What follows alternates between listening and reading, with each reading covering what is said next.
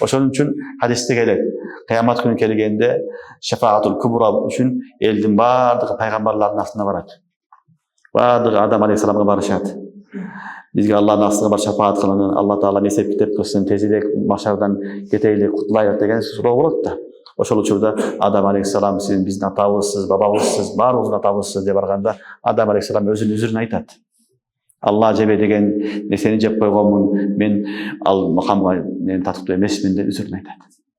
Пайгамбарлардан кичинекей жаңылыштар болгон ушулар болгон. Түшүнүңөрбү? Андан кийин Нух алейхисаламга барат, ал да үзүрүн айтат. Ибрахим алейхисаламга барат, ал да үзүрүн айтат. Анан хатта Иса алейхисаламга чейин бүт баарына барып кетет. Иса алейхисалам айтат: "Изхабу иля Мухаммад."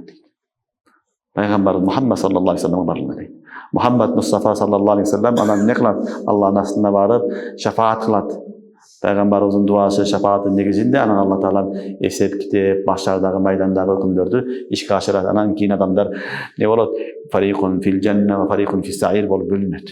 Ошон үчүн ар бир пайгамбардын кичинекей нерселери болушу мүмкүн. Ошон үчүн пайгамбар саллаллаху алейхи вассаламга дагы барганда Иса алейхисалам айтат: "Ал ушундай пайгамбар, анын алдыңкы кийинки кичине күнөөлөрүн Алла кечирген" деген.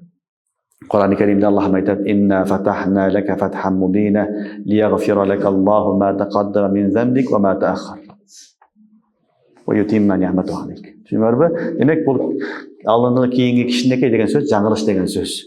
Al emek kişinekey dagın, sagayır dagın, kabayır dagın peygamberlardan sadır oluşu mümkün emес. Ошондой бир нерсе Давуд алейхисаламга болду, бирок анын хакыйкатыны Аллахтан башка эч ким билбейт, бирок муфассириндер ар кыл сөздөрдү, болжолдорду, ыктымалдарды баяндашат.